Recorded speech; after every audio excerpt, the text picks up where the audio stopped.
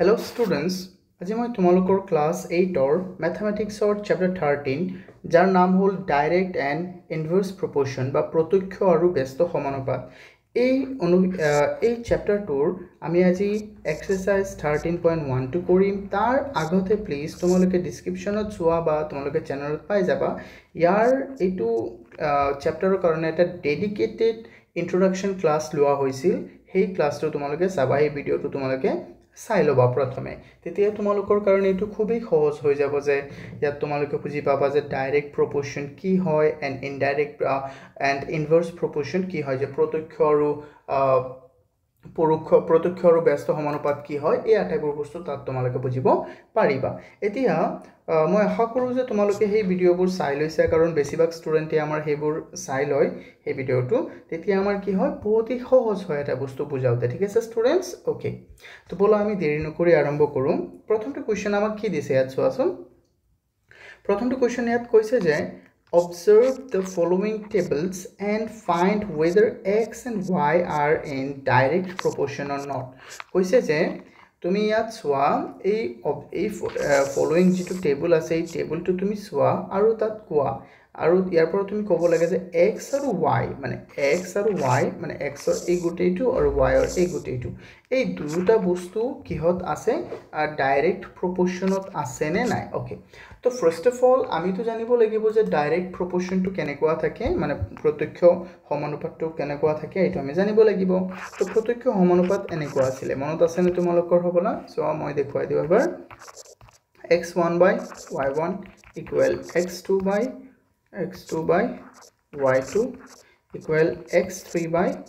y3, এনেকৈ গৈ থাকিব। বুজি পাইছানে নাই, এনেকৈ গৈ থাকিব যিমানটো আছে। তো এই ধৰণে থাকিলে এইটোক আমি কি বুলি ক'ম, ডাইৰেক্ট প্ৰপোৰ্শন। ধৰি লোৱা ডিপি বুলি মই ক'লোঁ, তো ইয়াক আমি কি বুলি ক'ম ষ্টুডেণ্টছ, ডাইৰেক্ট প্ৰপোৰ্শন বুলি ক'ম। তো এইটো মনত ৰাখিব লাগিব আমি, খুবেই জৰুৰী হে এইটো মনত ৰখা। তো আৰু আমাৰ কেইটামান প্ৰশ্ন আহে যে ইনভাৰ্স প্ৰপোৰ্শন কি, সেইবোৰ মই লাহে লাহে কৈ থাকিম। তো আমি এতিয়া চাম এই তালিকাত থকা আটাইবোৰ বস্তু এই ধৰণে আছেনে নাই, এই ধৰণে বনোৱা আছেনে নাই। যদি এই ধৰণে বনোৱা আছে তেন্তে আমাৰ কাৰণে খুবেই সহজ হ'ব। ঠিক আছে ষ্টুডেণ্টছ, ওকে। চ' নাও এতিয়া আমি চেক কৰোঁ এটা এটা আমি চেক কৰোঁ মনে মনে। চোৱাচোন ষ্টুডেণ্টছ, মনে মনে কেনেকৈ কৰিবা হয়নে। চ' আমি ইয়াত চাম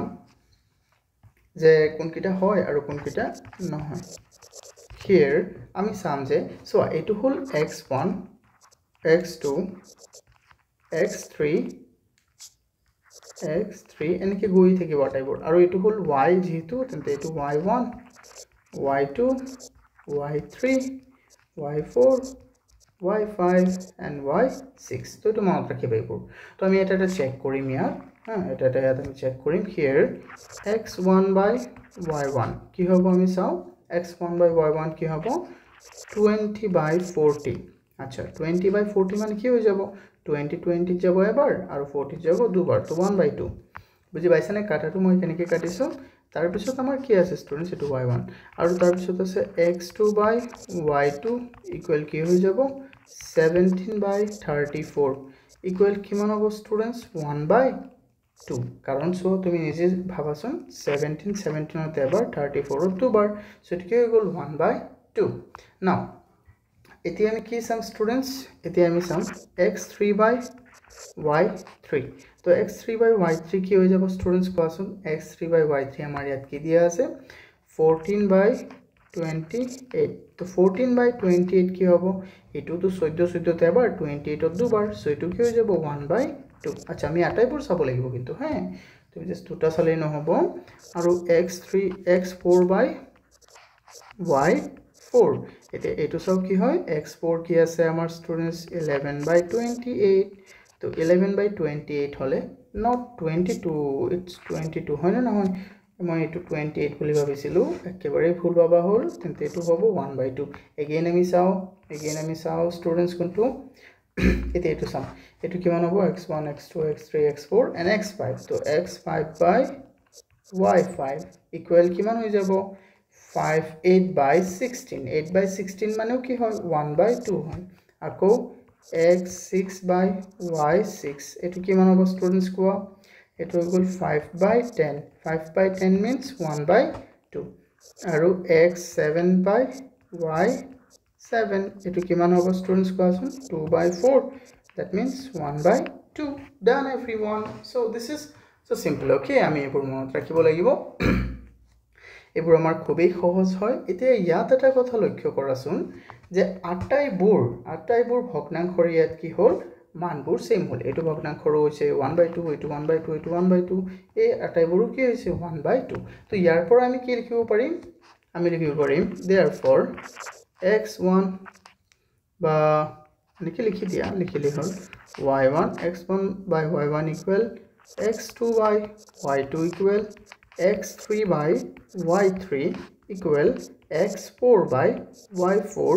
equal x5 by y5 equal x6 by y6 equal x7 by y7 তো এনেকুৱা হৈ গল হয় না যেটো আটাইবোৰ সমান তো হে কও পাৰিম সো আমি হে কও পাৰিম যে ইহতি কি হয় x আৰু y2 ইয়াত proportional হয় বুজি পাইছা না কি proportional হয় direct proportional so x and y are in the direct proportion in the direct proportion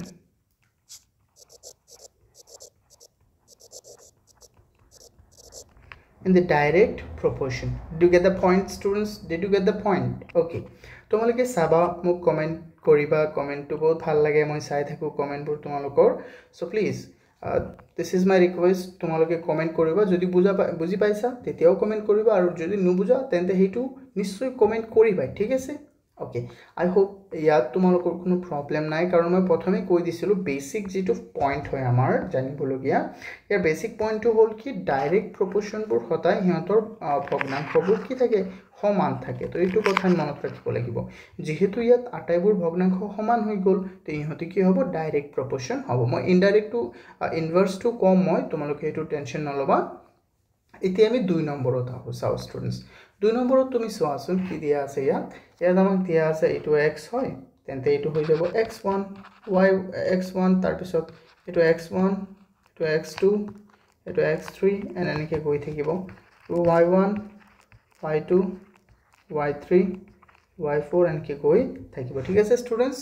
ইয়াত একো প্ৰবলেম নহয় বুজিলোৱা তো এই বস্তুবোৰ আমি খুবই গুৰুত্বপূৰ্ণ সহকাৰে চাব লাগিব যাতে আমি গুৰুত্বপূৰ্ণ সহকাৰে চাও তো এতিয়া সোৱাচোন প্ৰথমে আমি এটা চাই থাকো আমি ইয়াত লিখিম কি একেদৰে হিয়াৰ আমি ইয়াত লিখিম ইয়াত কি দিয়া আছে সোৱাচোন x1 by y1 ইকুৱেল কিমান আছে কোৱা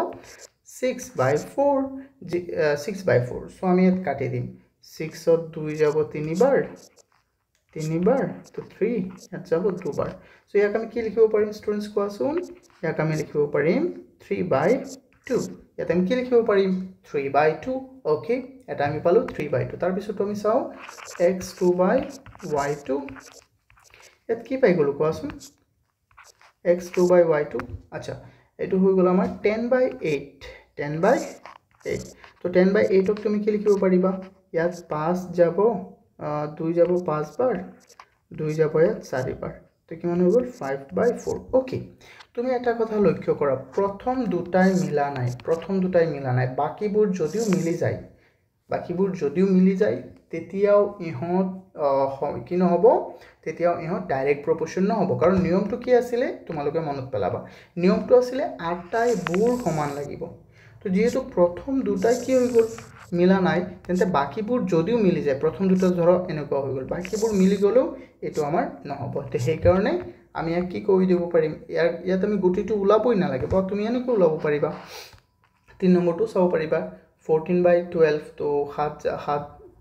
2 যাব 7 বাৰ 14 ত 12 যাব 6 বাৰ তো 7/6 পিছত হ'ল 7/6 কত মিলিছে কোৱা এটা মিলিছে নে কোৱাচোন একো মিলা নাই ইহতি একো মিলা নাই সেই কাৰণে আমি ইয়াত কি কব পাৰিম যে যেহেতু ইয়াত দুটাই আমাৰ কি আছে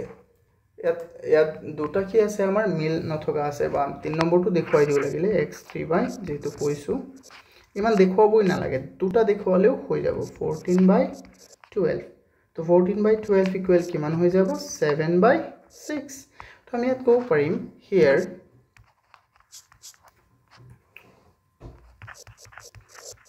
ইয়াত x3 by not x3, come on, প্রথমে কি হবে x1 by y1 does not equal x3 by y, x2 by y2 does not equal x3 by y3. তো বাকিবোৰ আমি বাদ দিলো. So therefore x and y are not in the direct proportion.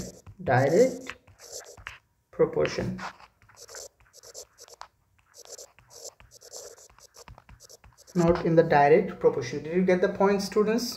I hope তোমালোকে এটো বুজি পাইছা কাৰণ সোৱা বহুতে ইজি যেহেতু ইয়াত আটাইবোৰ এনেকৈ হোৱা নাই মানে ভগ্নাংশ আটাইবোৰ ভগ্নাংশ সমান হোৱা নাই যদি ইহতি সমান হলেহেতেন তো গোটেইবোৰ যদি আটাইবোৰ যদি সমান হলেহেতেন তেন্তে আমি তাক কলোহেতেন যে হয় ইহত কোত আছে ডাইৰেক্ট প্ৰপোৰ্শনত আছে আৰু যেহেতু ইয়াত এইবোৰ প্ৰথম তিনিটাই সমান হোৱা নাই এটা আনটোৰ লগত তো হে আমি কম যে এটো এটা কি নহয় এটা ডাইৰেক্ট প্ৰপোৰ্শন নহয়. Did you get the point, students? Okay, I hope তুমি এটো বুজি পাইছা. যদি কিবা বুজাত অসুবিধা হয় নিশ্চয় মোক জনাব বুলি মই আশাবাদী. ঠিক আছে students? Okay, good. Now we will focus on the next one, which is what? Okay, this is the same question. Okay, বেলেগ মান দিছে আমাক আমি এটো কৰো here আমি লিখিম here x1 y1 তো বুজি পাইছা এটো হ'ব x1 এটো হ'ব x2 এটো হ'ব x3 এনেকৈ গৈ থাকিব x4 x5 x6 এটো হ'ব y1 এটো হ'ব y2 এটো হ'ব y3 y4 y5 y6 এনেকৈ গৈ থাকিব. ঠিক আছে students? Okay, now আমি কি কৰিম প্ৰথমে চাম যেনে x1 by y1 equal কি হৈ যাব 5 by 15. Now এতিয়া কথাটো তুমি অকন লক্ষ্য কৰিবা ইয়াত 5 by 15 ক তুমি কি লিখিব পাৰিবা 1 by 5 1 by 3 লিখিব পাৰিবা কেনেকৈ বুজিটো পাইছাই ইমানটো তো বুজি পোৱাই সকলোৱে আই হোপ 5 5 যাব এবাৰ 15 যাব তিনিবাৰ তো 1 by 3 হৈ গ'ল হয়নে নহয়. Now we will check the next one x2 by y2 equal কিমান হ'ব so 8 by 24 8 by 24 ক তুমি কি লিখিব পাৰিবা স্টুডেন্টস কোৱাচোন স্টুডেন্ট জলদি কোৱা 1 by 3 লিখিব পাৰিবা কাৰণ আমি জানো যে 1 by 3 কিমান বা 8 3 গুণ কিমান 24 হয়নে নহয়. ওকে তাৰ পিছত চাও আমি x3 by y3 টো কি আছে 12 by 36 12 by 36 এটো কিমান হৈ যায় 1 by 3 কাৰণ আমি জানো 12 ত যাব এবাৰ 36 ত যাব তিনিবাৰ তো 1 by 3 তাৰ পিছত আছে কি 15 by 60 তো x4 by y4 equal 15 by 60 equal কিমান হ'ব স্টুডেন্টস এটো হৈ যাব আমাৰ 15 ত কেইবাৰ এবাৰ 15 ত এবাৰ আৰু 60 ত কেইবাৰ চাৰিবাৰ 60 ত কেইবাৰ চাৰিবাৰ. Now this is not the point. The point is আমি কি কৰিম যে এটো মই এনেকৈ দেখুৱাইছো তোমালোকে নিজে লিখি দিবা এতে চোৱাচোন পইণ্টটো আমাৰ কি হ'ল ইয়াত তুমি সুন্দৰকৈ এবাৰ চোৱা এবাৰ যদি সুন্দৰকৈ চোৱা তুমি এইটো ইয়াত মিলি গ'ল ইয়াত মিলি গ'ল বাট এই কুটিটো লগত মিলা নাই মই কৈছিলো যে আটাইবোৰ every single file should be same okay with each other তো এটা ইয়াত আটাইবোৰ মিলা নাই দেখুন হয়নে নহয় এই তিনিটাই মিলিছে কিন্তু এইটো মিলা নাই তো সেই কাৰণে আমি গুটিটো উলাবই না লাগে আমি যদি গুটিটো নুলাও তেতিয়া হৈ যাব বা তুমি যদি কোৱা স্যাৰ গুটিটো উলাই দিও দেৰিহে হ'ব কোন হয় আমাৰ ভিডিওটো কোন লম্বা হৈ যাব কিন্তু প্ৰবলেম নাই মই উলাই দিছো সো 18 by 72 পিছৰটো তুমি ইয়াত লিখি দিবা x5 by y5 equal 18 by 72 তো 18 by 72 যদি তুমি কোৱা 9 ইয়াত যাব কেইবাৰ দুবাৰ 9 ইয়াত যাব কেইবাৰ 72 যাব 8 বাৰ তো এটো হৈ যাব 1 by 4 1 by কিমান হৈ যাব স্টুডেন্টস 4 আকৌ তাৰ পিছটো চাও x6 by y6 এটো কি আছে 2 by 20 2 by 100 sorry 20 by 100 মই কি কৈ আছো so 20 by 100 তো আমি জানো 1 by 5 হ'ব তো এতিয়া চোৱা এই তিনিটা মিলিছে মানিছো কিন্তু এইকেইটা মিলিছে নে কোৱাচোন এই প্ৰত্যেকটো এটা আনটোৰ লগত মিলিছে নে বিলকুল মিলা নাই তো যেহেতু ইয়াত এটা আনটোৰ সৈতে সম্পূৰ্ণ মিলা নাই সেই কাৰণে আমি কম যে ইহত ডাইৰেক্ট প্ৰপোৰ্শন হ'ব নোৱাৰে ঠিক আছে ওকে তো আমি ইয়াত লিখিম here x1 by y1 equal x2 by y2 equal x3 by y3 equal x4 by y4 equal x5 by y5 equal to নহয় কোনকিটা ইয়াত ইকুৱেল নহয় তিনিটাহে মিলিছিলে তাৰ পিছত এই দুটা ইকুৱেল হয় কিন্তু আকৌ ইয়াৰ লগত ইকুৱেল নহয় আকৌ x6 to y6 ৰ ইকুৱেল নহয় বুজি পাইছানে ইহত দুটা ইকুৱেল ইহত তিনিটা ইকুৱেল আছে কিন্তু ইয়াৰ লগত মিলা নাই আকৌ ইয়াৰ লগত মিলিছে সচন এই দুটা মিলিছে এক লগত কিন্তু এটো আকৌ লাষ্টৰ লগত মিলা নাই সো সেইকাৰণে ক'ব পাৰিম যে therefore x and y are not in the direct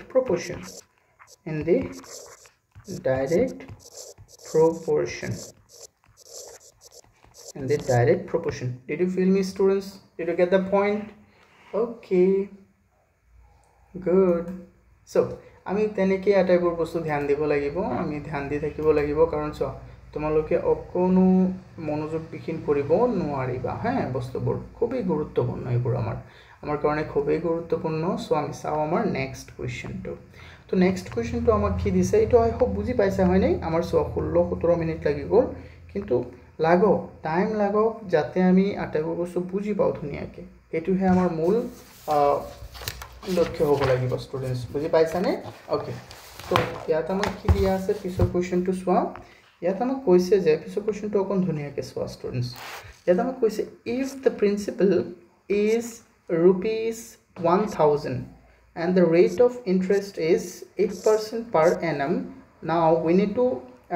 fill up the following table and find out which case it is direct proportion okay students so আমাকে এটা টেবল দিছে মই টেবলটো ইয়াত বনোৱা নাছিলো তো মই প্ৰথমে ইয়াত টেবলটো বনাই লও তোমালোকে চোৱা টেবলটো মই বনাই লৈছো চাৰিটা ৰো আছে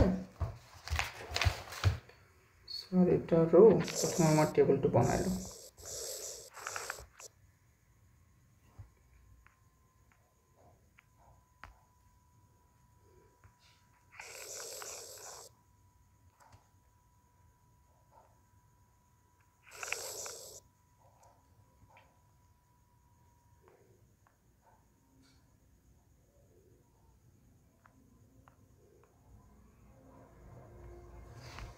students তো টেবল তো এই ধৰণে আছে আমাৰ এনেকৈ চাই লবা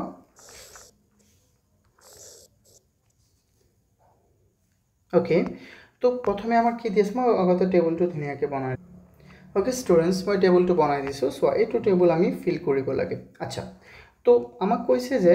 এইটো CSI মানে হল আমাৰ সিম্পল ইন্টাৰেস্ট আৰু CI মানে হল আমাৰ কম্পাউন্ড ইন্টারেস্ট তোমালোকে কিতাবত চাই লবা ধুনিয়াকে তাত দিয়া আছে তো আমাক কৈছে যে এক কিমান টকা 1000 টকা প্ৰিন্সিপাল 1000 টকা প্ৰিন্সিপালৰ যদি 8% ইন্টারেস্ট হয় interest rate is the 8% হয় per annum then we need to fill up the table by and find out which case is direct proportion okay তো তুমি কোৱাচোন 1000 টকাৰ এক বছৰৰ সব প্ৰথমে এক বছৰ ওলাও সব এক বছৰৰ সিম্পল ইন্টারেস্ট তো কিমান হ'ব সিম্পল এটা তুমি লগে লগে কৈ দিব পাৰিম কাৰণ সূত্ৰটো কি আছিল আমাৰ এছআই সূত্ৰটো কি আছিল ষ্টবি কোৱাচোন জলদি p into r into t by 100 so এইটো নিয়ম যদি আমি এপ্লাই কৰো তেন্তে p কিমান আছে আমাৰ 1000 প্ৰিন্সিপাল টু 1000 আছে ৰেট টু কিমান আছে ৰেট টু 8 আছে আৰু টাইম টু কিমান আছে 1 আছে আৰু তলত কিমান আছে স্টুডেন্টস 100 so 100 তুমি কাটি দিয়া 10 into 8 কিমান হৈ যাব 80 হৈ যাব so এইটো হৈ গল আমাৰ এক বছৰত কিমান হৈ গল স্টুডেন্টস কোৱাচোন 80 আৰু এটা কথা মনত ৰাখিবা যে CI2 কি হ'ব CI2 সেমই হ'ব CI2 কি হ'ব ষ্টুডেণ্টছ সেমই হ'ব কাৰণ এক বছৰ CI2 কি হয় সেম হয় কাৰণ তোমালোকে জানাই হ'বলা হয়নে নহয় মই দেখুৱাই দিও লাগিলে এবাৰ CI ৰ সূত্ৰটো কি আছিল CI আমি কেনেকৈ ওলাও CI ওলাবলৈ হলে আমি এইটো সূত্ৰটো ব্যৱহাৰ কৰিব লাগিব সূত্ৰটো কি আছিল জলদি কোৱা কোনো কবা p whole into 1 plus r by 100 to the power n minus p minus কি হৈ যাব p মানে এটো হল এমাউন্টৰ পৰা তুমি p মাইনাস কৰিব লাগিব a minus p মনত আছে না নাই 8 নম্বৰ চ্যাপ্টাৰত এইবোৰ পঢ়াইছিলো তো এইবোৰ খুবই গুৰুত্বপূৰ্ণ আমি মনত ৰাখাটো খুবই গুৰুত্বপূৰ্ণ তো সোৱা এক বছৰ আমি এটো ওলাই দিও তো এক বছৰ যদি এটো ওলাও তেন্তে কি হ'ব ষ্টুডেন্টস কোৱাচোন p আছে কিমান আমাৰ 1000 ওকে মই এটা একেবাৰে বেসিক তুমি কৰাই দি আছো 1 plus 1 by 100 আৰু তাৰ পাৱাৰটো আছে n n কি বুজাইছে নাম্বাৰ অফ ইয়াৰ কিমান বছৰ কিমান মাহ এটো বুজাইছে তো ইয়াত কি হৈছে এক বছৰ তো আকৌ মাইনাস p মানে 1000 তো এটো যদি আমি কৰো 1000 ইনটু ইয়াত কিমান হৈ যাব এটো আমি লহাব লৈ লও এটো যদি লহাব লও চাবা 100 তলত 1 যাব 100 বার 100 যোগ 100 যাব একবার 1 তো 101 বাই 100 তো এটো কিমান হৈ গল 101 বাই 100 ওলাই গল কিমান ওলাই গল স্টুডেন্টস 100 মাইনাস কি আছে আমাৰ আকৌ p আছে p মানে কি আকৌ 1000 ও p মানে ইয়াত 100 দিছিলো দ্যাটস নট কারেক্ট এতিয়াহে কারেক্ট হলছো ইয়াতো 1000 দিব লাগিব তো এই যে তলত দুটো শূন্য ইয়াতো দুটো শূন্য বা 100 1000 ত কিমান বার যাব 10 বার পূরণ 110 100 কিমান 110 নহয় 108 101 কি হৈ আছে চোৱাচোন ও আৰৰ ঠাইতো তুমি 8 দিব লাগিব তেন্তে তো ইয়াতো 108 হ'ব তেন্তে 100 ইয়াত 108 হ'ব মূলটাকে কৈ দিলো আৰু ইফালে আছে 1000 তো চোৱাচোন ষ্টুডেন্টস তুমি ধুনিয়াকে ইয়াত তো আমি দিলৈ এতে এটো হৈ যাব কিমান 1080 আৰু মাইনাস ইফালে আছে 1000 তো 1000 আছে তেন্তে ইফালে কিমান থাকি গল 80 থাকি গল তো আমি প্ৰথমে পালো কি যে প্ৰথমটো আমি উলাইছো সোৱা এটো সেম হল না নাই তো দ্বিতীয় বছৰৰ যেতিয়া তুমি এটো সূত্ৰ ব্যৱহাৰ কৰি উলাবা তাৰ বেলেগ এটা উলাব তৃতীয় বছৰৰ কি হ'ব এনেকে সূত্ৰটো ব্যৱহাৰ কৰি উলাবা বেলেগ হ'ব কিন্তু এটা কথা মনত ৰাখিবা সদায় সিম্পল ইন্টাৰেস্ট বোৰ কি হয় কনস্ট্যান্ট হয় মানে ইহত যে মানে এটা নিৰ্দিষ্ট গতিত যাব যেনে এক বছৰত যদি 80 টকা হয় 2 বছৰত হ'ব 160 টকা তোমালোকে নিজে উলাই লবা মই কৈ দি আছো জাস্ট আৰু 3 বছৰত কিমান হৈ যাব 240 টকা সুদ হৈ যাব কিন্তু CI টো সদায় বেলেগ হয় কাৰণ ইয়াত তুমি সুতৰ ওপৰত আকৌ কি লোৱা সুদ লোৱা মানে সুদটোক তুমি মূলধনত লৈ যোৱা কিন্তু এসআইত তুমি কেতিয়াও সুতক মূলধনলৈ লৈ নোযোৱা তো এটো আমাৰ কি হৈ যাব জানা দ্বিতীয় বছৰটো হৈ যাব তোমালোকে নিজে উলাই লবা অকন তেতিয়া স্পিড হৈ যাব নহলে ভিডিওটো এনো বহুত লম্বা হৈ যাব 166.4 আৰু এটো হৈ যাব আমাৰ কিমান 259.71 তো এটো মনত ৰাখিবা ষ্টুডেন্টস তো এটো আমাৰ হৈ গল এতিয়া আমাক কোৱেশ্চনটো কি কৈছে যে আমি এটা পাৰ্ট শেষ কৰিলো এটা আমাক কৈছিলে যে then fill up the following table আমাক কৈছে যে এই টেবলটো কি কৰা তুমি fill up কৰা and find out in which case it is in direct proportion আৰু ইয়াত কি কৈছে যে কোনটো কোনটোৰ ক্ষেত্ৰত এইটো এটা কি হ'ব এটা ডাইৰেক্ট প্ৰপোৰ্শন হ'ব সো ইয়াত যদি আমি ধ্যান দিও ন আমি ইয়াত দুটা পাৰ্ট চাম টাইম এন্ড এসআই এটো হল এটা পাৰ্ট টাইম এন্ড এসআই তো এইটো পাৰ্ট যদি আমি লক্ষ্য কৰো তাত চোৱাচোন এক বছৰৰ কাৰণে 80 টকা 2 বছৰৰ কাৰণে 160 টকা 3 বছৰৰ কাৰণে 240 টকা এইটো তো এটা কি হয় চাবা এক বছৰৰ কাৰণে মই যদি ইয়াত এনেকি কৰো এনে চোৱাচোন এক বছৰৰ কাৰণে 80 টকা তো এটো হৈ যাব 1/80 হৈ যাব 80 হৈ যাব বা এই গুটিটো এক লগত কৰি দিও লাগিলে তুমি চোৱা 2 বছৰৰ কাৰণে 160 3 বছৰৰ কাৰণে 3 বছৰৰ কাৰণে 240 তো এটো কেনেকৈ হ'ব এটো এটো একবাৰ ইয়াত যাব 80 বাৰ এটো একবাৰ ইয়াত যাব কিমান 80 বাৰে যাব হনে নহয় তো এটো কথা ধ্যান ৰাখিবা অৰ্থাৎ ইয়াত আটাইবোৰ কি হৈ গল সেম হৈ গল মিলি গল 1/80 ইকুৱেল 1/80 আৰু ইকুৱেল 1/80 কিন্তু এটো 18 লিখিলো কিয় মই 80 হ'ব কিন্তু যদি তুমি ইয়াত আৰু এটা সেকশন চোৱা এই সেকশনটো হল কি টাইম এন্ড ইয়াৰ আৰু CI টাইম এন্ড ইয়াৰ আৰু CI মাজত তুমি কাটি দিয়া এটো নহয় তো ইয়াত তুমি CI আৰু টাইমক যদি তুমি কম্পেয়াৰ কৰা তেন্তে তুমি কি চাবা চোৱাচোন 1 বছৰৰ কাৰণে মই এটো কাটি দিও এতিয়া 1 বছৰৰ কাৰণে কিমান হ'ব টাইম আৰু CI যদি তুমি কম্পেয়াৰ কৰা 1/60 not 60 80 equal 1 not এটো ইকুয়াল তো নহবই কারণ আৰু এটা কি আছে আমাৰ 1/60 166.4 তাৰ পিছতো কি আছে তাৰ পিছতো আছে আমাৰ 2 আৰু 3 কিমান আছে 259.71 59.71 so এটো কেতিয়া মিলিব এটো মিলিব না কোৱাচোন নিমিলে এটো মিলিব না কোৱাচোন নিমিলে so এই কাৰণে আমি আনসাৰটো কি ক'ব লাগিব যে ইয়াত কোনটো মিলিব এটো মিলিব ইয়াত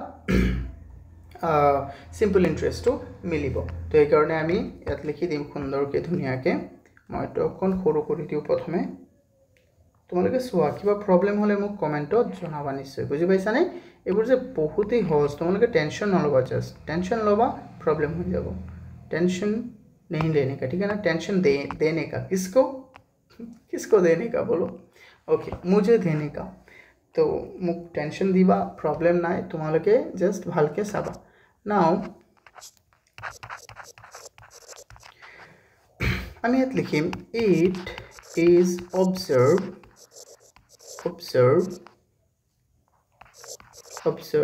that simple interest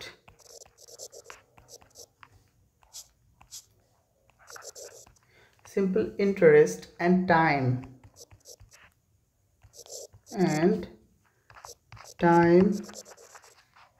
or year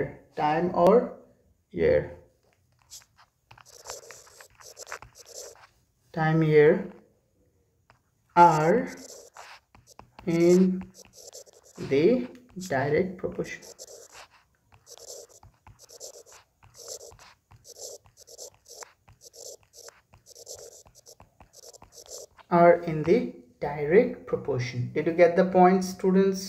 সোৱাচোন কিমান ধুনিয়া হয় আমাৰ দেৰি হৈছে কিন্তু আমি ধুনিয়াকে বুজিব লাগিব হনে নহয় কোৱা তো ইয়াত তোমালোকে ভাবিবা স্যাৰ ইয়াত আপুনি দুটা সেকশন কেনেকৈ ওলাইছে হনে নহয় তো মই তোমালোকক দেখুৱাই দিও যে আমি দুটা সেকশন ইয়াত কৰ পৰা পালো যদি মই এইটো সেকশন মুছি দিও ধৰিলো এইটো নাই ইয়াত ধৰিলো এইটো নাই তলৰ কিটো ধৰিলো এইটো নাই মকলা কেনেকৈ মুছি দিলো এতিয়া তুমি কোনটো সেকশন পাবা কোৱাচোন এইটো যদি মই মুছি দিও ইয়াৰ পৰা তো তুমি পাবা কোনটো ওপৰৰ যেটো আছে হনে নহয় যদি মই এইটো মুছি দিও আকৌ এতিয়া তুমি কি পালা স্টুডেন্টস কোৱাচোন এইটো পালা তুমি ঠিক আছে নাও এতিয়া মই কি চাম স্টুডেন্টস কোৱা মই যদি এইটো সেকশন চাও ওপৰৰ এই ইয়াক এইটো কিয় গুছি গৈ আছে তো ধৰিলো মই এক মুছি দিছো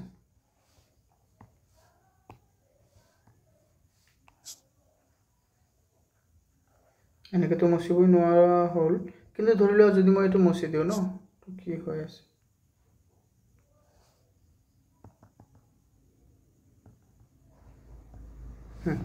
যদি এতিয়া এইটো যদি তুমি মুছি দিয়া যদি এইটো আৰু ইয়াক যদি ধৰা মানে বুজা নাই তুমি কোনটো কৈছো মই তুমি যদি ইয়াক ধৰা এইটো সেকশন আৰু এইটো সেকশন টাইম আৰু ইয়াৰক ধৰা তেন্তে ইহঁত নিমিলে বাট টাইম ইয়াৰ আৰু এসআই কি হৈ যায় মিলি গৈ আছে ঠিক আছে স্টুডেন্টস তো এটো খুবই গুৰুত্বপূৰ্ণ আমাৰ কাৰণে আমি এবোৰ ভালদৰে চাব লাগিব স্টুডেন্টস ওকে তো আৰু ভালকে সোৱা বাকিবোৰ তাৰ পিছত আমি চাও নেক্সট কোৱেশ্চনটো প্লিজ স্টুডেন্টস তোমালোকে ধ্যান দিয়া ধুনিয়াকে আমি চাও এতিয়া নেক্সট কোৱেশ্চনটো কি আছে ইয়াত আমাক কৈছে যে Karim covers a distance of 15 km/h by cycling. How much distance he will cover in 3 hours and 5 hours and 1 hour and 20 minutes? Okay, বহুত ধুনিয়া চাবা তোমালোকে ইয়াত কি কৈছে যে কৰিমে কি কৰে কৰিমে এই দূৰত্বটো অতিক্ৰম কৰিমে 1 ঘন্টা সাইকেল চলাই কিমান দূৰত্ব যায় 1 ঘন্টাত সাইকেল চলাই ই চোৱা ভালকৈ শুনিবা 1 ঘণ্টা সাইকেল চলাই ই 15 কিলোমিটাৰ যায় কিমান কিলোমিটাৰ 15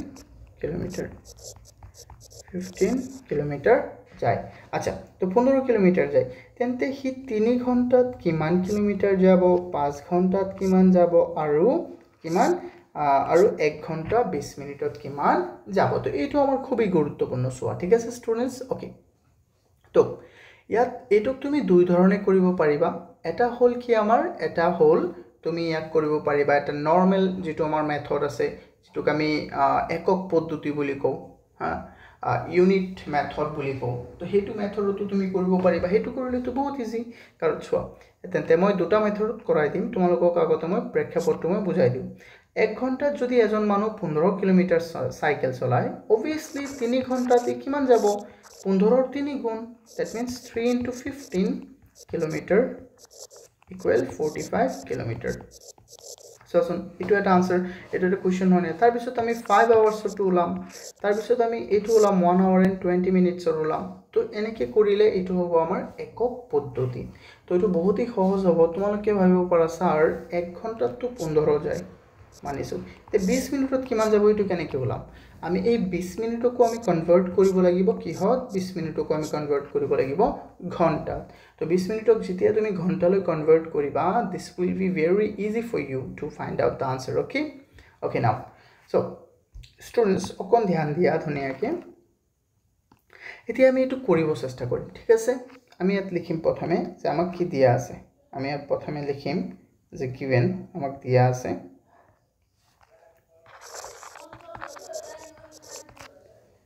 given আমি ইয়াত লিখিম কি দিয়া আছে Karim covers a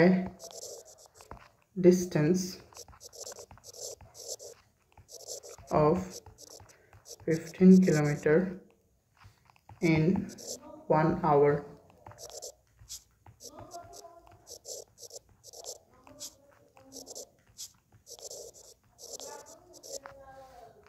by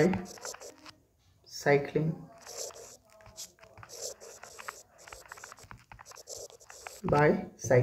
okay so তেতিয়া আমি কি কৰিব পাৰিম তেন্তে আমি কি কৰিব পাৰিম therefore ডাইৰেক্ট আমি উলাই দিম সো প্ৰথমে মই এটা সহজ পদ্ধতি কৰাই দি আছো হ্যাঁ এটো দুটাই সহজ পদ্ধতি তো আমি কি কৰিম যে therefore distance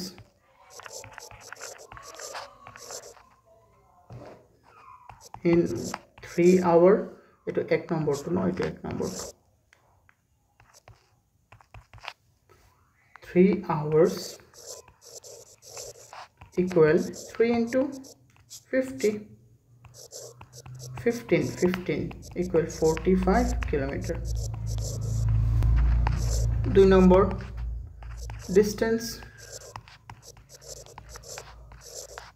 in 5 hours equal 5 into 15 কিমান হৈ যাব 75 kilometer now 3 number to show 3 number কি হ'ব distance in 1 hour and 20 minutes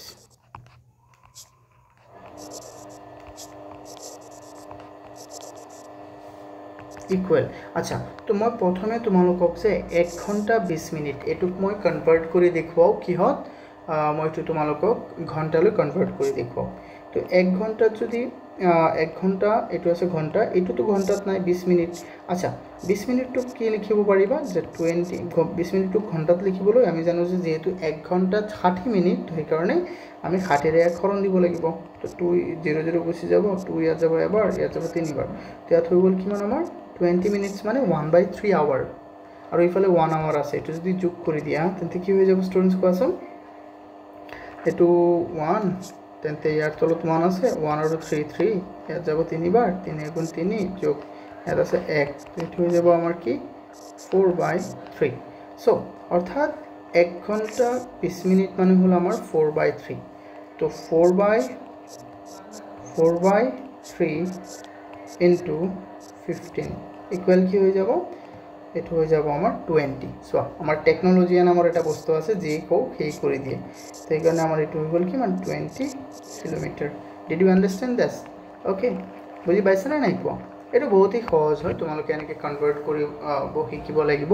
যিবোৰ আমি আগৰ ক্লাছত শিকাই দিছোঁ তোমালোকক ঠিক আছে আগতে এইটো চেপ্টাৰত নহয় বেলেগ বেলেগ বেলেগ চেপ্টাৰত আমি এইবোৰ বস্তু আলোচনা কৰিছোঁ নিশ্চয় ঠিক আছে তো এইটোতো হৈ গ'ল এটা মেথড কিন্তু আমি আৰু এটা মেথড ল'ব পাৰিম যিটো মেথড আৰু সহজ বুজি পাইছানে নাই সেইটো হ'ল কি আমি এই প্ৰপোৰ্শনৰ নিয়মবোৰ আমি ব্যৱহাৰ কৰি ওলাব পাৰিম ঠিক আছে ইয়াত কিন্তু কোৱা নাই ইয়াত তোমাক একো কোৱা নাই যে প্ৰপোৰ্শনৰ নিয়ম ব্যৱহাৰ কৰা বা যিয়ে কৰা তুমি এটা মেথড কৰিলে হ'ল হয়তো এনেকৈ কৰিবা বা মই এতিয়া যেনেকৈ দেখুৱাম তেনেকৈ কৰিলেও হ'ব তো যদি এনেকৈ কৰা ন তেন্তে আমাৰ কি হ'ব ষ্টুডেণ্টছ এবাৰ ধ্যান দিবা এতিয়া তুমি কোৱা এটা বস্তু ইয়াত ধ্যান দিয়া মনত আছে না নাই তোমালোকৰ ডাইৰেক্ট প্ৰপোৰ্শনটো আচলতে কি আছিলে যে এটা মান বাঢ়িলে আনটো মানো বাঢ়িব এটা মান কমিলে আনটো মানো কমিব এজন ষ্টুডেণ্ট যদি বা এজন মানুহ যদি 1 ঘণ্টাত 15 কিলোমিটাৰ যায় নিশ্চয় সি 2 ঘণ্টাত কিমান যাব 30 কিলোমিটাৰ নিশ্চয় সি 3 ঘণ্টাত কিমান যাব 45 কিলোমিটাৰ হয়নে নহয় তো ইয়াৰ পৰা কি বুজি পালো যে এটা আমাৰ ইয়াত কোৱান্টিটি হ'ল এটা বস্তু হ'ল আমাৰ টাইম আৰু এটা হ'ল কি আৰু এটা হ'ল ডিসটেন্স কভাৰ কৰে তো টাইমটো বাঢ়িলে কি হৈ যায় ডিসটেন্সটো বাঢ়ি যায় তো এই কাৰণে আমি কি কৰিব পাৰিম ইয়াক আমি ডাইৰেক্ট প্ৰপোৰ্শনৰ নিয়মটো ব্যৱহাৰ কৰি কিনে আমি ওলাব পাৰিম ওকে আমি ইয়াত লিখিম or বা আমি ইয়াত লিখিম now let time be x and distance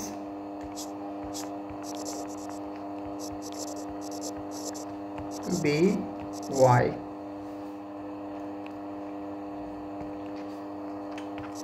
as time increased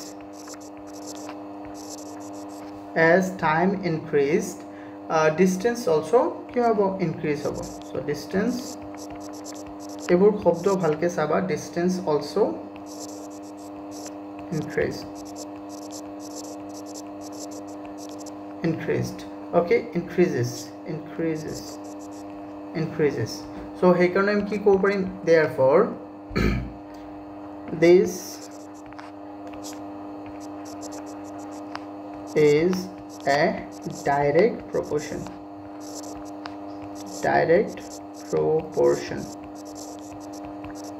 this is a direct proportion okay now যেহেতু এটা ডাইরেক্ট প্রপোর্শন হয় তেন্তে ইয়াক আমি কি লিখিব পাৰিম এটা ধুনিয়া আমি এটা ঘৰ বনাই দিও ন ধুনিয়াটা আমি ঘৰ বনাই দিও সো ধুনিয়া ঘৰটো বনালে আমাৰ এনেকুৱা হ'ব আমাৰ ধুনিয়া ঘৰটো এটো হ'ল x ৰ কাৰণে x and y ৰ কাৰণে এটো এটা হৈ গ'ল আমাৰ 1 ঘণ্টাৰ 3 ঘণ্টাৰ আৰু এটো হৈ গ'ল 1 ঘণ্টা 20 মিনিটৰ ওকে তো সো আকৌ আমি ইফালে আৰু এটা পয়েন্ট দি দিলো মই কাৰণে সহজ হ'ব তেতিয়া ওকে এতিয়া তুমি লক্ষ্য কৰা ইয়াত আমি কি দিম x কাৰণ টাইমক আমি কি ধৰিছিলো x সো ইয়াত মই দি দিম x কাৰণ টাইম আৰু ইয়াত মই কি দি দিম আচ্ছা এটুক লাগিলে মই টাইম লিখো কিন্তু প্ৰবলেম তোমালোকৰ প্ৰবলেম লাগিলে টাইম লিখি দিয়া টাইম তাক মই ধৰিম x আৰু এটো হ'ল ডিসটেন্স যাক মই ধৰিম y ওকে স্টুডেন্টস তুমি কোৱাচোন এটো হল আমাৰ 1 আৱাৰত কিমান যাব 15 কিলোমিটাৰ ওকে তেন্তে 2 আৱাৰ তো না লাগে 3 আৱাৰত কিমান যাব এটো হল x1 x2 x3 x4 এটো হল y1 y2 y3 y4 তো ইফালে আমি এটো যাব y2 কাৰণ আমি না জানো আৰু 5 ঘণ্টাত কিমান যাব y3 আৰু 1 ঘণ্টা 20 মিনিট 1 ঘণ্টা 20 মিনিটক তুমি এনেকৈ লিখিলে ভাল না লাগিব ইয়াত কৈ তুমি 3/4 আৱাৰ বুলি দি দিয়া কাৰণ একই কথা মানে নহয় তো 3/4 আৱাৰ 3/4 আছিল নে 4/3 আৱাৰ এটো কিমান হ'ব y 4 বাৰ যাব সিম্পল y4 বাৰ সো যেহেতু এটা এটা ডাইৰেক্ট প্ৰপোৰ্শন হয় সেই কাৰণে ইয়াক আমি কি ইউজ কৰিব পাৰিম চাবা মই একটু অকণ সৰু কৰি দিওঁ তোমালোকে স্ক্ৰিনশট মাৰি ল'বা লাগিলে অকণ সৰু কৰি দিম ইহঁতে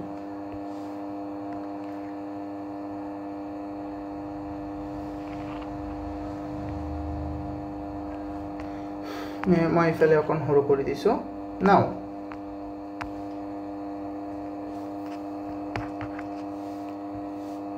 now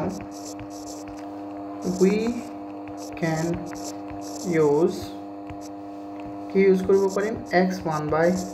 y1 equal x2 by y2 equal x3 by y3 equal x4 by y4 হয়নে নহয় লিখিব পাৰিম নে নাই নিশ্চয় মই পাৰিম তো ইয়াৰ পৰা আমি কি পাম চাবা যে এই প্ৰথমটো দ্বিতীয়টোৰ লগত মিল দ্বিতীয়টো তৃতীয়টোৰ লগত তৃতীয়টো চতুৰ্থৰ লগত হয়নে নহয় বা ইয়াৰ পৰা আমি ক'ব পাৰিম যে ই ইয়াৰ লগত মিল আছে ই ইয়াৰ লগত মিল আছে ই ইয়াৰ লগতো মিল আছে এনেকৈ ক'লেও হ'ব বহুত ইজি বা আমি ক'ব পাৰিম যে এইকেইটা কি হ'ব এই গোটেইবোৰ 1/15 ৰ লগত লগ লাগিব কাৰণ এই গোটেইটো চোৱা এই x ৰ পোৰ্শনটো আৰু এই y ৰ পোৰ্শন দুটা কি হ'ব এটা আনটোৰ সৈতে মিল থকা ঠিক আছে সো now এটা আমি কি ক'ব পাৰিম যে x1 by y1 equal 1/15 so x1 কি আছে কোৱা না x1 টো আছে আমাৰ 3 by y1 টো কি আছে আমাৰ কোৱা এটো তো মই চোৱা এটো এতকে বেহতৰ হ'ব কি তুমি x1 y1 এটো তো দিলাই 1 ঘন্টা ৰবা স্টুডেন্টস x1 y1 x1 তো আমি এটুই ধৰো এটো তুমি x2 দিব পাৰা কিয়নো x1 তো দিয়া আছে সম্পূৰ্ণ হয় না নহয় x2 y2 বুজি পাইছানে x2 y2 এটো আমি ধৰি আছো তো x2 ৰ জায়গাত কি হ'ব 3 আৰু y2 ৰ জায়গাত নাজানো আৰু ইফালে হৈ যাব কিমান y/15 তো এটো কিমান হৈ যাব কোৱাচোন y2 into 1 y2 equal 3 into 15 that means y2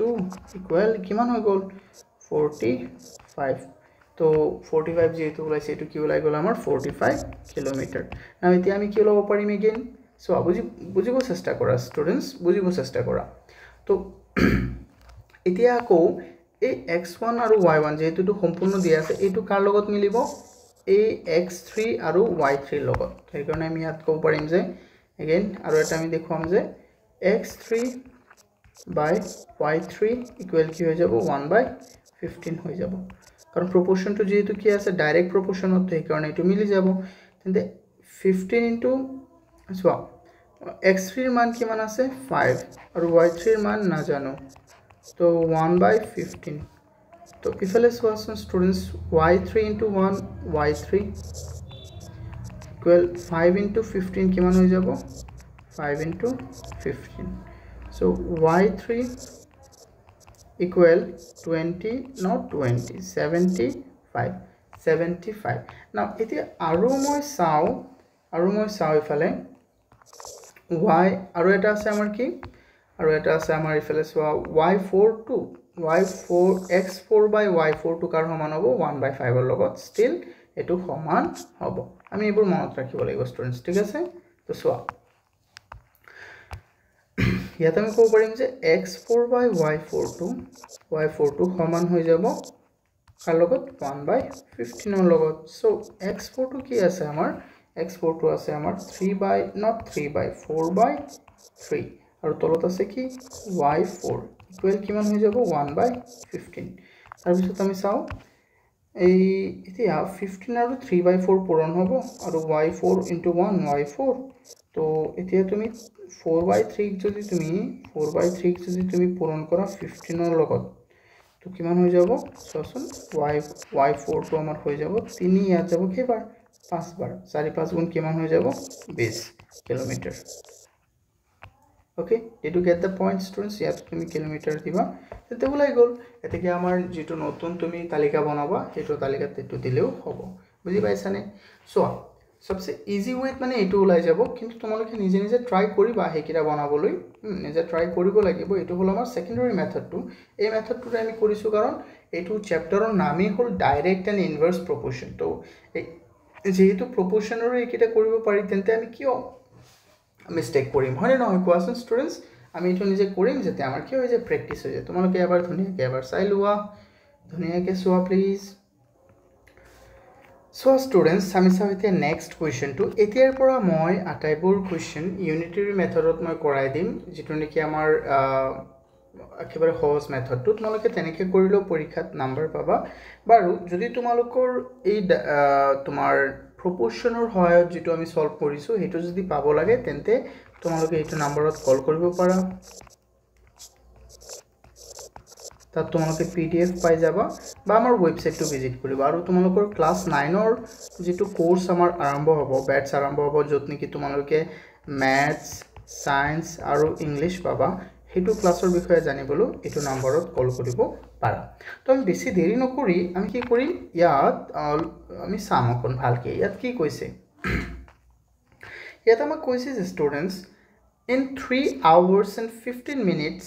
Julumi reached Kaziranga by a car traveling at an average speed of 50 km per hour. From what distance does she come to Kaziranga? Okay, this is going to be so easy. Okay, everyone, okon dhuniya ke swa. Yata amak ki koise je Julumi 1 ঘন্টাত কিমান দূৰত্ব অতিক্ৰম কৰে 1 ঘন্টাত 1 ঘন্টাত 50 kilometre দূরত্ব অতিক্রম করে যেহেতু তার এভারেজ গড় স্পিড টু কিমান 50 কিলোমিটার পার আওয়ার তো 1 ঘন্টাত কিমান দূরত্ব যায় আমার 50 কিলোমিটার সো 3 ঘন্টা আৰু 15 মিনিটত কিমান যাব ওকে 15 মিনিটক আমি কনভাৰ্ট কৰিব লাগিব ঘন্টাত তো অথনি যেনেকৈ আমি 20 মিনিটক ঘন্টালৈ কনভাৰ্ট কৰোতে 60 ৰে হৰণ দিছিলো ঠিক একেদৰে আমি 15 ঘন্টালৈ কনভাৰ্ট কৰোতে 60 ৰে হৰণ দিব লাগিব 15 15ত এবাৰ 60 যাব 4 বাৰ তো এটো হৈ যাব কিমান 1/4 তো 1/4 আওয়ার তো এটো তো 3 আওয়ার আৰু 1/4 আওয়াৰ কিমান হৈ যাব আমি চাও এটো হৈ যাব আমাৰ কি 4 তলত ইয়াত আছে তলত 1 1 আৰু 4 4 বাৰ 1 4 4 বাৰ 4 পূৰণ 3 হৈ যাব 12 কিমান হৈ যাব 12 যোগ ইফালে 4 4 এবাৰ 1 গুণে তো ইফালে হৈ গল আমাৰ কি 13/4 কিমান হৈ গল স্টুডেন্টস কোৱা 13/4 সো এটো হৈ গল মানে 3 ঘন্টা 15 মিনিট মানে কি 13/4 আওয়ার এটো মনত ৰাখিবা সো মই একেবাৰে সহজ উপায়ত কৰি দিও আমি লিখিম যে given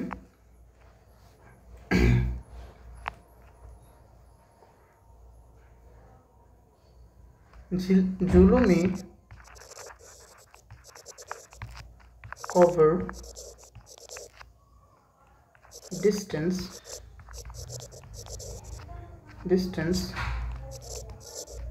in 1 hour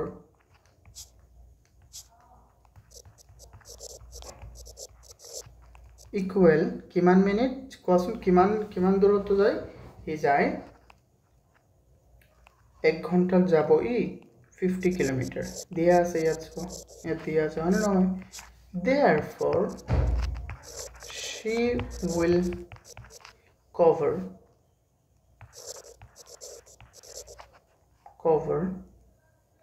distance in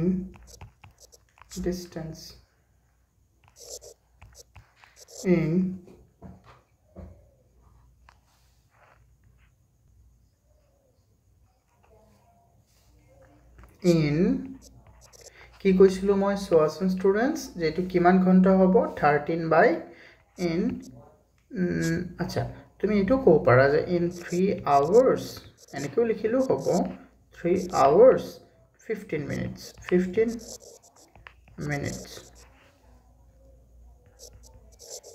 equal তুমি এনেকৈ দিব পাৰা equal দেখিনে যে তুমি এই ঘন্টাৰ জায়গাত যে 13/4 দিবা নহলে নহব আকৌ বুজি পাইছা নে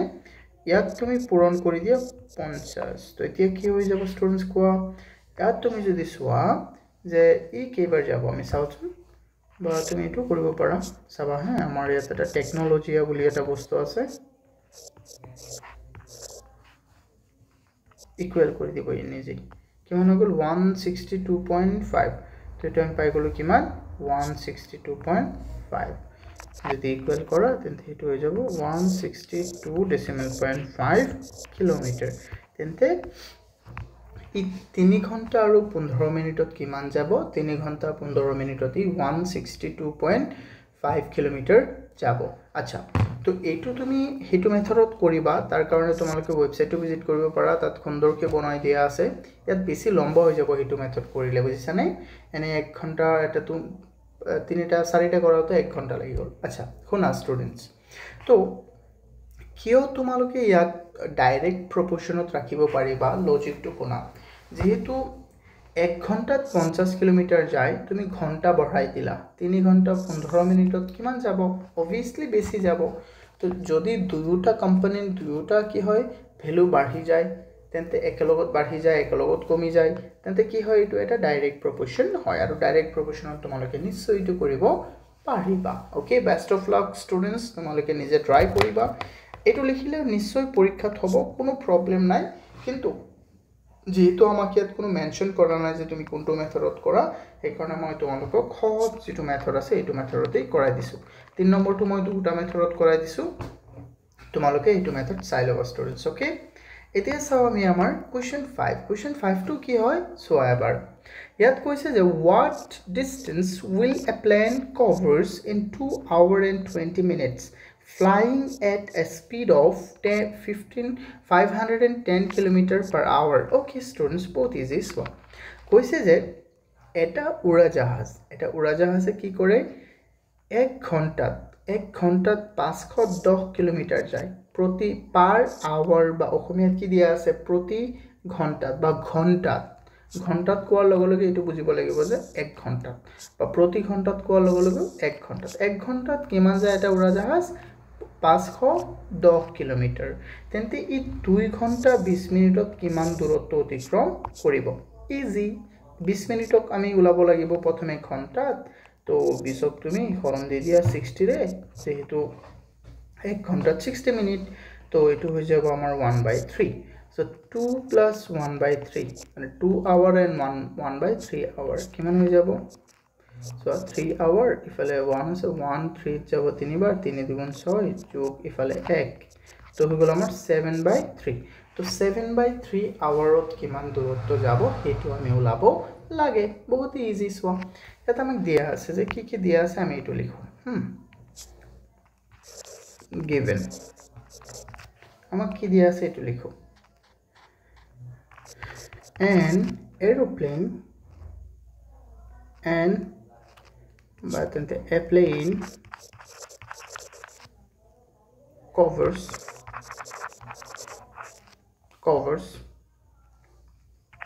distance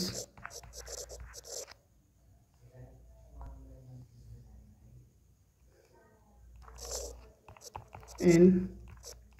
1 hour equal 510 kilometer therefore in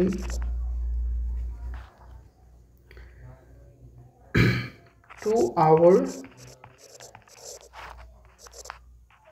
20 minutes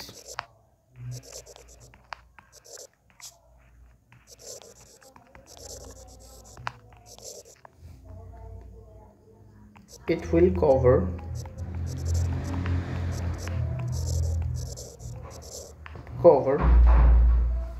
cover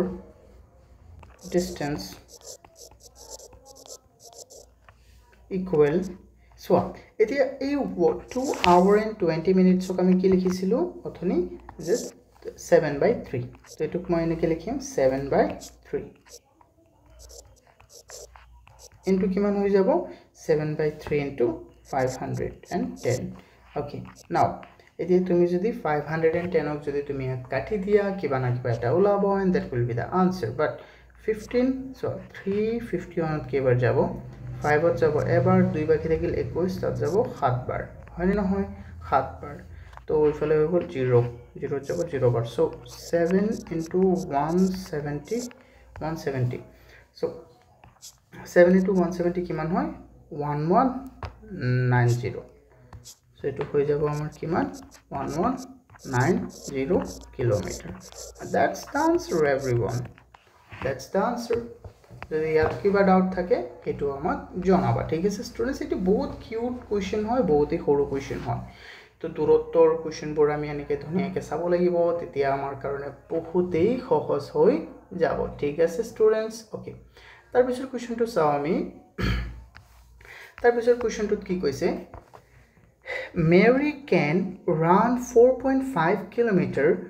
in 1 hour and Gurpreet can run 60 meters in 9 minutes. Now who run more in 1 hour? Okay, both easy. So, এজন কৈছে যে 1 ঘন্টাত মেৰিয়ে কি কৰে 1 ঘন্টাত মেৰিয়ে কি কৰে 4.5 কিলোমিটাৰ যায় আৰু গুৰপ্ৰীতে 9 মিনিটত 600 মিটাৰ যায় তো এই দুটা বস্তু মানে উল্টা পুল্টাকে দিয়া আছে তো দুটা আমি এটা এককত ওলাব লাগিব তেতিয়া আমি বুজিব পাৰিম ধুনীয়াকৈ হয়তো এই মিটাৰক আমি কিলোমিটাৰ লৈ নিম আৰু এই মিনিটক আমি কি লৈ নিম ঘন্টা লৈ নিম বা এই কিলোমিটাৰক তুমি মিটাৰ লৈ আনা বা এই ঘন্টাক তুমি কি লৈ আনা মিনিট লৈ আনা যেটো কৰা এটা কৰা তো প্ৰথমে আমি কি দিয়া আছে হেতু আমি প্ৰথমে লিখিম চাবা এটো আমাৰ নিয়ম প্ৰথমে কি দিয়া আছে তুমি হেতু লিখা তাৰ পিছত বাকিবোৰ লিখিবা সো আমি প্ৰথমে লিখিম যে গিভেন আমাক কি দিয়া আছে গিভেনত আমাক কি দিয়া আছে Mary can run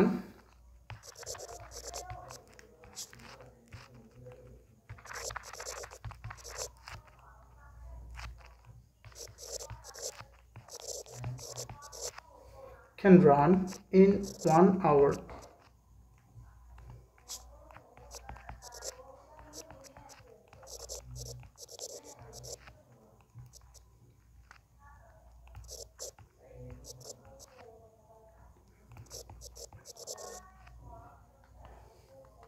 Gurpreet runs in 9 minutes.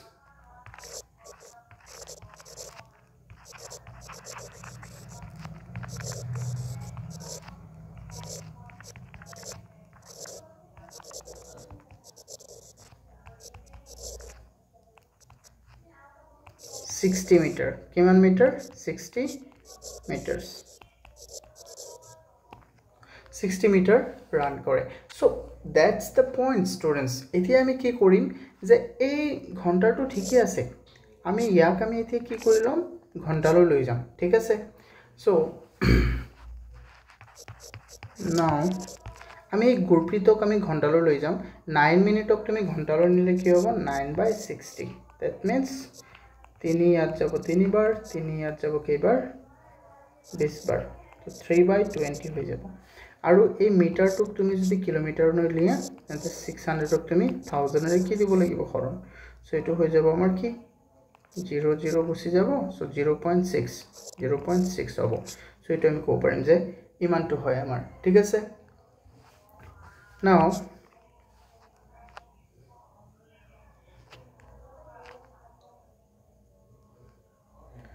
in 3/20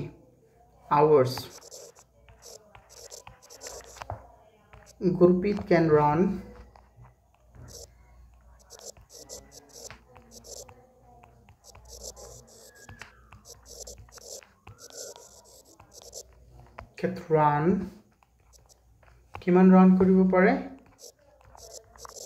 600/1000 kilometer বা ইয়াক তুমি এনেকৈ দিব পাৰা 0/6 kilometer therefore in 1 hour Gurpreet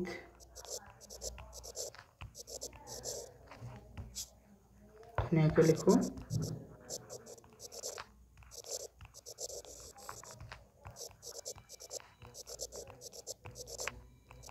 Gurpreet can run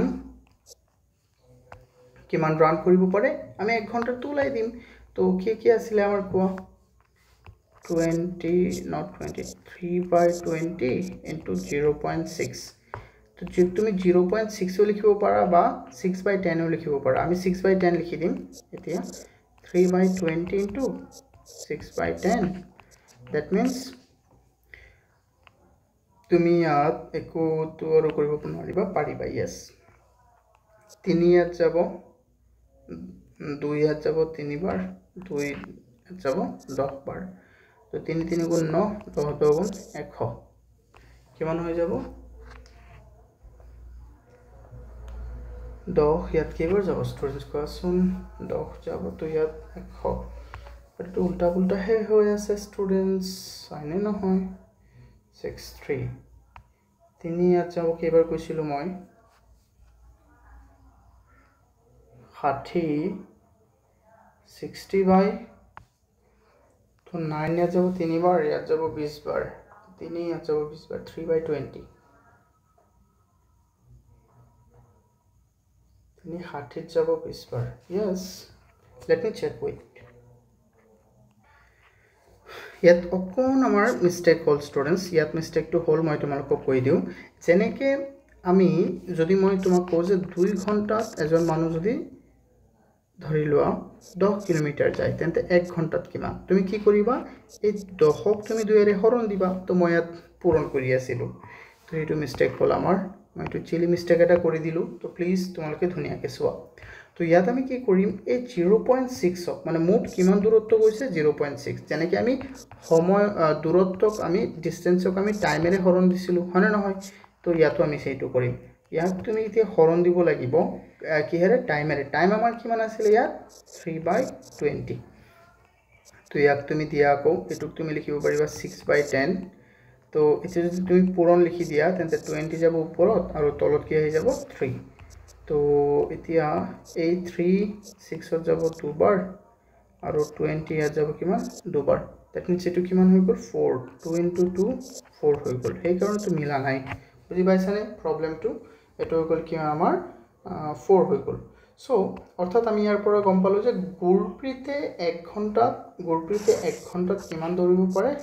মাত্ৰ 4 কিলোমিটাৰ আৰু মেৰিয়ে 1 ঘণ্টাত দৌৰিব পাৰে 4.5 কিলোমিটাৰ এটা আমি লিখিম because 4.5 is greater than 4 therefore Mary can run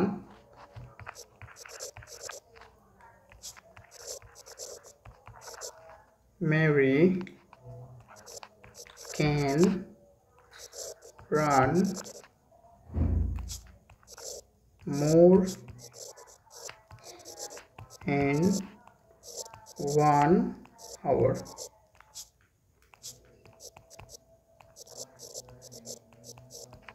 hour okay did you get the point students বুজি পাইছানে বহুত হি ধুনিয়া এটো হ্যাঁ তোমালোকে ধ্যান দিবা এটো মানে অকন প্রবলেম হৈ গৈছিলে বাট এটো কোনো প্রবলেম নহয় আসলে ঠিক আছে স্টুডেন্টস ওকে গুড এতিয়া তুমি সোয়া নেক্সট কোৱেশ্চনটো কি আছে এতিয়া আমি চাও নেক্সট কোৱেশ্চনটো ইয়াত আছে in a soft drink factory 840 bottles are filled in 6 hours how many bottles will be filled in 5 hours simple 840 টা বটল 6 ঘন্টাত কি কৰা হয় ভৰুৱা হয় আমি 1 ঘন্টাটো উলিয়াই দিম দ্যাট মিন্স 840 আমি হৰণ দি দিম 6 এৰে তো কিমান ওলাই যাব 140 টা অৰ্থাৎ 1 ঘন্টাত কিমান হয় 1 ঘন্টাত যায় 140 তো আমি কি কৰি দিম 5 ঘন্টা 140 এৰ লগত পূৰণ কৰি দিম হৈ যাব 442 টা आंसर হৈ গল হয়নে নহয় কো বহুত ধুনিয়া এটো সহজ হ্যাঁ এটো মেথড আমি কৰিলেও বহুত ধুনিয়াকে হৈ যাব তোমালোকে টেনশন নলবা এটো তো এনেকে নহয় 420 কেনেকে হ'ব টেকনলজি আমাৰ ভুল কৰি দিলে আছে আমি ধুনিয়াকে লিখো তি আখৰটো হি তেতিয়াহে ধৰিব পাৰিব এতিয়া লিখিছে বুঝছানে আখৰটো মানে ধুনিয়াকে লিখিলে ই অটোমেটিক যিকোনো आंसर কৈ দিয়ে যিকোনো মানে পূৰণ হৰণ এইবোৰ কৈ দিব সো আমি ইয়াত লিখিম কি দিয়া আছে given in a soft drink factory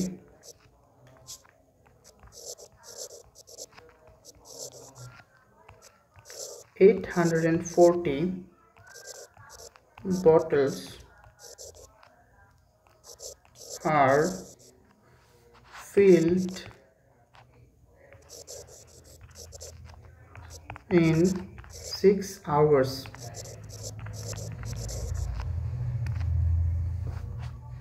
So in 1 hour, 1 hour,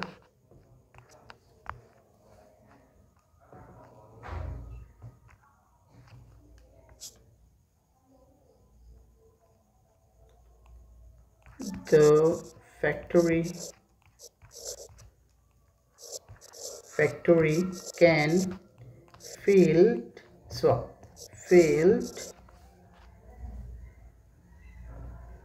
কিমান বটল ফিল্ড কৰিব পাৰিব সো 1 ঘন্টা তুমি ওলাই দিছিল না না 840 by 6 bottles বুঝি পাইছা নে এটো মানে ইকুয়াল দি ইয়াত দিবা তোমালোকে মই দিয়া নাই bottles that means 140 bottles ইয়াত নিদিলে হ'ব ইয়াতে দিয়া okay 140 bottle ইয়াতে ভৰাব পাৰিব therefore আমি ইয়াত লিখিম যে 5 ঘন্টাত কিমান ভৰাব পাৰিব therefore in 5 hours number of bottle they can number of bottle will be filled equal किमान हो जाएगा students equal 5 into 140 equal दिया इफाले 1 plus 700 direct 700 okay good I hope तुम लोग बुझी पाइसा ने क्वेश्चन स्टूडेंट्स जल्दी बोलो যদি বুঝি পাইছা বহুতই ভাল আৰু যদি বুজাত কিবা অসুবিধা হয় নিশ্চয় মোক জনাবা ঠিক আছে কমেন্ট কৰি জনাবা তো মই তোমালোকৰ ওচৰত আছোই ঠিক আছে যিকোনো প্ৰবলেম হ'ব যিকোনো তোমালোকৰ কিবা অসুবিধা হয় মোক জনাবা কমেন্টত আৰু যদি এটো আমাৰ বেলেগ মেথডত আনসাৰবোৰ লাগে সো এটো তোমালোকে মোক ক'ব পাৰা তাতো আমি কৰাই দিম ঠিক আছে স্টুডেন্টস টেনশন নলবা তোমালোকে so now we need to look at the next question to amar ki ase students ebar soasun dhuniya ke ya tomar question to diya ase the height of the post of mast of a model ship is 9 cm okay students amar ki koise je eta model jahajor palor khutaton mast mane ki pal jane saba etu eta now তেনেকে নাওবোৰ দেখিছানে তোমালোকে এনেকে যে থাকে বস্তুবোৰ দিয়া থাকে নাও এনেকে এটো বিলবিলাক কয় পাল ঠিক আছে স্টুডেন্টস ওকে তো বাইটো আমি চাব পাৰো ইয়াত আমাক দিয়া আছে the height of the post of mast of a model ship is 9 cm height of the post of mast of the actual ship is 12 meter okay কইছে যে এটা মডেল শিপ মানে কি জানে তোমালোকে সৰু গাড়ী দেখিছা তোমালোকে ধৰা বিহুত কিনা হনে নহয় গাড়ী কিনা বা যিকোনো বস্তু কিনা নাই মডেল তো ঠিক একে ধৰে এটা সৰু গাড়ী সৰু জাহাজৰ এই যেটো পালৰ খুঁটাটোৰ উচ্চতা হ'ল 9 cm ঠিক একে ধৰে একচুয়াল মডেলটোৰ হেই সেম জাহাজৰ একচুয়াল যেটো মডেল আছে একচুয়াল যেটো জাহাজ আছে মানে সেই জাহাজটোৰ পালৰ খুঁটাটোৰ দৈৰ্ঘ্য হ'ল আমাৰ 12 মিটাৰ তো এতিয়া আমাক ইয়াত নিৰ্ণয় কৰিব দিছে if the length of the actual ship is 20 meters then what will be the length of the model ship okay তুমি এবাৰ শুনা model ship to যিমান হ'ব তাতকৈ actual ship to obviously ডাঙৰ হ'ব বেছি ডাঙৰ হ'ব হয়নে নাই হ'ব তো আমি যদি অকন ভালকে চাও যে ইয়াত এটো দিছে 9 cm দিছে না নাই yes ইয়াত আমাক কি দিছে এটো 9 cm তো এটো যদি 9 cm হয় আৰু এটো হল 12 cm তেন্তে ইয়াৰ মাজত যেটো আমাৰ মান হ'ব এটো সেম তাৰ লেন্থৰ ক্ষেত্ৰটো প্ৰযোজ্য হ'ব তো সেই কাৰণে তুমি ইয়াত কি লিখিব পাৰিবা সো বহুত ধুনিয়াকৈ আমি লিখি দিও তোমালোকে টেনচন নলবা একো সো আমাক দিয়া কি আছে ওকে আমি এবোৰ লিখোছন ইয়াত আমাক দিয়া আছে যে when must height is 120 centimeter বা 12 meter 12 meter ok তুমি centimeter the 120 12 meter then it will 120 centimeter বা তুমি এক 120 1200 centimeter দিয়া কারণ মিটার ok তুমি যদি সেন্টিমিটার নিয়ে একরে পূরণ কৰিব লাগিব শিপৰ লেন্থ টু কিমান আছে শিপৰ লেন্থ টু হৈ যাব আমাৰ length to kiman hobo students is 2800 hobo karon 28 meter ase to 2800 hoy jabo centimeter so ami ki kobo parim then when must height then the x centimeter ro gita ami ulao must height is 1 centimeter then shape length is 2800 by 1200 that means kiman hoy jabo 00 kata 20 তে সবার যাব 14 আর 12 যাব সবার আৰু দিয়া তুমি 3 রে দুবার না 3 রে দুবার 2 या 3 বার 2 या 7 বার তো 7/3 হৈ যাব বা তুমি ইয়া কেনে কি ৰাখি দিয়া কোনো প্ৰবলেম নাই তুমি যদি কাটিব বিচাৰা কাটিব পাৰা 3 গুণ 21 এটো 8 বাই হে হ'ব স্টুডেন্টস আৰু ইয়াত 4 আচ্ছা 4 ৰে আমি চাও 4 ৰে হলে কি হ'ব তুমি এটো না যায় 28 ফলে 12 তো 4 ইয়াত যাব 3 বার 4 ইয়াত যাব 4 8 গুণ 32 7 বার 3/7 ঠিক আছে 3/7 ই হল তো 3/7 তো এই কারণে আমি লিখিব পাৰিম যে when must height এতিয়া master height to কিমান হ'ব 9 cm must height is 9 cm then ship length is কিমান হৈ যাব এটো আমাৰ হৈ যাব কিমান তুমি চোৱা 7/3 হয় না আমাৰ ভগ্নাংশটো তাৰ লগত তুমি 9 পূৰণ কৰি দিয়া যিমান হয় এটো হৈ যাব আমাৰ কি आंसर তো ইয়াত 3 9 ৰ লগত 3 বাৰ 3 7 গুণ কিমান 21 কিমান হৈ গ'ল 21 centimetre you get the point students বুজি পাইছা নে I hope তোমালোকে এটো বুজি পাইছা কিবা যদি অসুবিধা হয় নিজে মোক মেসেজ কৰিবা বা তোমালোকে মোক খুদিব পাৰিবা হা you all can ask me anytime okay students now এতিয়া তোমালোকে আৰু বাকি আমাৰ আৰু বহুত কোৱেশ্চন আছে এতিয়া সো 1 ঘন্টা 13 মিনিট হৈ গল ইয়াত আমাৰ কি কোৱেশ্চনটো কি দিছে a vertical tower height is 5 meter tower height 5 meter and 60 centimeter cast a shadow of length 3 meter 20 centimeter at the same time what will be the length of the shadow cast of a tower length is 10 meter and 50 centimeter okay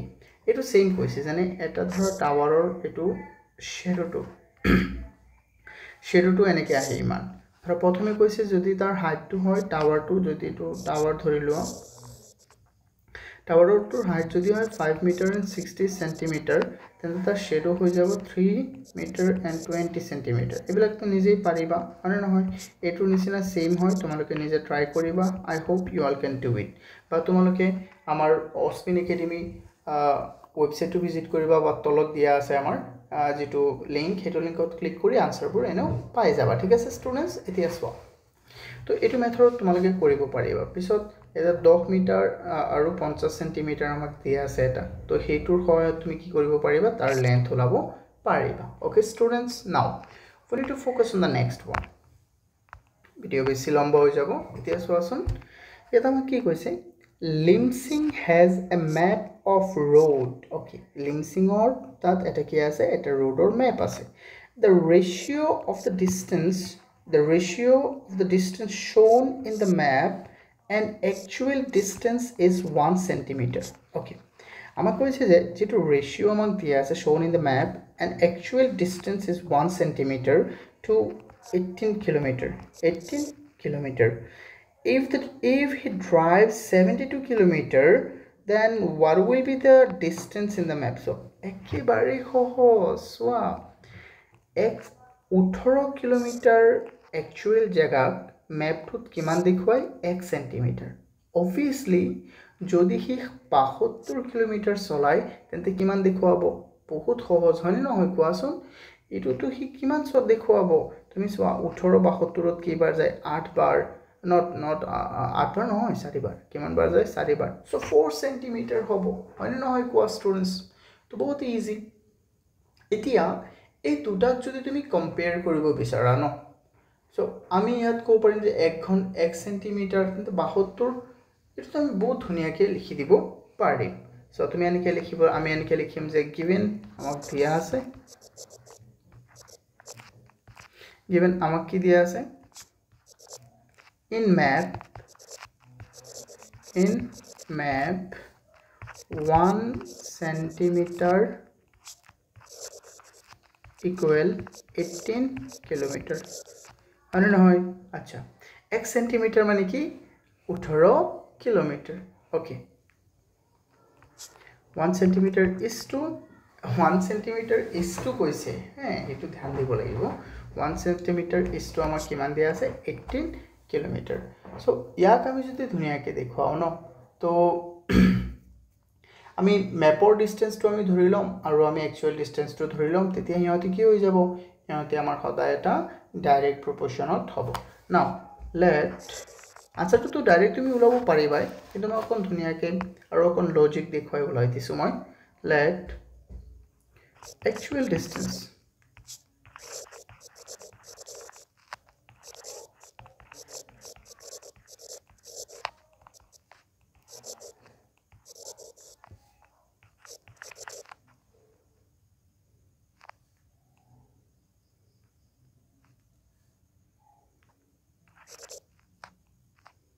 এটো তেন্তে প্ৰথমে map ডিসটেন্সটো ধৰিব লাগিব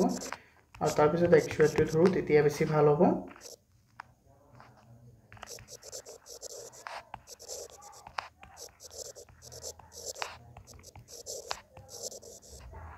distance so therefore আমি কি লিখব পাৰিম যে 1/18 কি হৈ যাব আমাৰ ডাইৰেক্ট তুমি কোৱা 1/18 ইকুয়াল কিমান হৈ যাব বা এনেকেও লিখব পাৰিবা যে 1/18 equal x/y that means 1/18 equal x/y তিফালে হৈ যাব কি কোৱা তুমি এনেকে যদি দেখুৱাই দিয়া তেন্তে আমাৰ কিমান হ'ব এতিয়া তুমি একচুয়াল ডিসটেন্সটো কিমান লৈছা হেতু কোৱা একচুয়াল ডিসটেন্সটো এতিয়া বৰ্তমান তোমাৰ আছে কি এতিয়া actual distance cover কৰিছে কিমান 4 kilometre okay so 1/18 equal x by actual distance কিমান 4 কিলোমিটাৰ so 4 কিলোমিটাৰ হৈ গ'ল বাদ দিয়া so আমাৰ কিমান হ'ব এতিয়া চাবা actual distance to এটো নহয় হয় না actual distance কিমান কভার কৰিছে 72 কিলোমিটাৰ so ইয়াত আমি কি দিব লাগিব 72 কিলোমিটাৰ so আমি ইয়াত লিখি দিম therefore বা so x equal আমাৰ কিমান হৈ যাব কোৱেশ্চন স্টুডেন্টস x equal আমাৰ হৈ যাব 72 যদি তুমি কি কৰি দিয়া 72 তুমি হৰণ কৰিব লাগিব কেনেকে তুমি 72 হৰণ কৰি দিবা তুমি 18 এৰে মানে নহয় that means এটো হৈ যাব আমাৰ 4 সেন্টিমিটাৰ সো এটা আছে কিলোমিটাৰত আনটো আছে আমাৰ কি হৈ যাব সেন্টিমিটাৰত বা ইয়াত কৈ বেহতৰ হ'ব তোমালোকে প্ৰথমে যদি সেন্টিমিটাৰ আৰু কিলোমিটাৰ এই ফান্ডাটো তোমালোকে ঠিক কৰি লোৱা ঠিক আছে মই এটা অল্টাৰনেটিভ মেথড কৰাই দিও এটো মেথডত ইমান স্পষ্টকৈ হয়তো তোমালোকে বুজি পোৱা নাই সো স্টুডেন্টস যদি কনফিউজ লাগিছে তেন্তে এনেকৈ চাব পাৰা আৰু যিসকল কনফিউজ লগা নাই তেন্তে তোমালোকে এনেকৈ কৰিবা ওকে মই আকৌ দেখুৱাই দিওঁ লাগিলে যে যেহেতু সেন্টিমিটাৰত আমি ওলাব লাগিব হয়নে নহয় will be the distance in the মেপত ওলালে সেন্টিমিটাৰত ওলাব লাগিব সো আমি গোটেইবোৰ কি কৰোঁ সেন্টিমিটাৰত আমি ট্ৰান্সফাৰ কৰোঁ 18 কিলোমিটাৰটো কি হৈ যাব 18 কিলোমিটাৰ ইকুৱেল 1800 সেন্টিমিটাৰ 1800 নহয় কেনেকৈ হ'ব যেটো ইয়াত তুমি যদি সেন্টিমিটাৰত নিয়া 100 মিটাৰ ইয়াত হৈ যাব 18000 মিটাৰ তাৰ লগত আৰু দুটা দিয়া সেন্টিমিটাৰ ওকে এগেইন তুমি 72 কিলোমিটাৰক যদি তুমি সেন্টিমিটাৰলৈ নিয়া প্ৰথমে 72000 মিটাৰ তাৰ পিছত তাৰ লগত আৰু দুটা শূন্য দিয়া যাতে সেন্টিমিটাৰত গুচি যায় তো এইটো হল আমাৰ তো তাৰ পিছত সো স্টুডেন্টস আমি যদি এনেকে মানবোৰ ধৰিলো আৰু ৰেশিওটো আমাৰ কি আছে ৰেশিওটো আছিল আমাৰ 1:18 তো এটো হৈ যাব আমাৰ হয় নহয় এতিয়া তুমি ইয়াত দিব পাৰা যে 1:18 বা তুমি এটুক তুমি 1:18 দিব নোৱাৰিবা কাৰণ 1 কিমান হৈ যাব স্টুডেন্টস 1000 এতিয়া হৈ গ'ল এটো 118000 তাৰ পিছত আৰু দুটা 0 ঠিক আছে আৰু দুটা 0 তিনিটা হৈ গ'ল আমাৰ পাঁচটা হৈ গ'ল 0 তো এটো হল আমাৰ এতিয়াও তুমি ইয়াত 18 লাখ দিব লাগিব 18 লাখ আকৌ ইয়াত তুমি কি দিব লাগিব 18 লাখ তেতিয়া এটো বেস্ট হ'ব তোমালোকে এনেকি কৰিবা ৰবা 72 লাখ তো 18 লাখ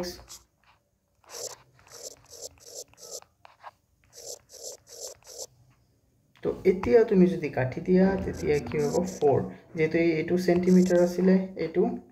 সেন্টিমিটাৰ আছিল গোটেইবোৰ তেন্তে এটো কি হ'ব সেন্টিমিটাৰ এতিয়া বেছি ভাল হ'ল স্টুডেন্টস তোমালোকে এনেকৈ কৰিব পাৰিবা ঠিক আছে সো আসুন এবাৰ যদি কিবা ডাউট হয় মোক জনাবা নিশ্চয় হ্যাঁ সো আমি লিখি দিম therefore the required map distance